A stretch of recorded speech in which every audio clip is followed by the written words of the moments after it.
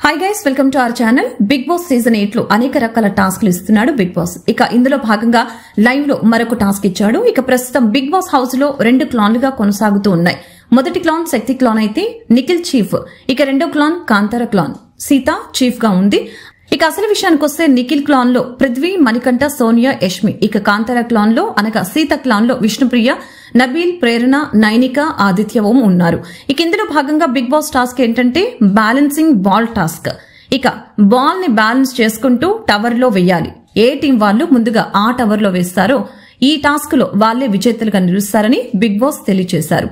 ఈ టాస్క్ లో అయితే యష్మి అలాగే నబీల్ ఇద్దరికి కూడా మంచి ఎపిసోడ్ అని చెప్పాలి. వీరిద్దరు టాస్క్ లో చాలా బాగా పోరాడారు.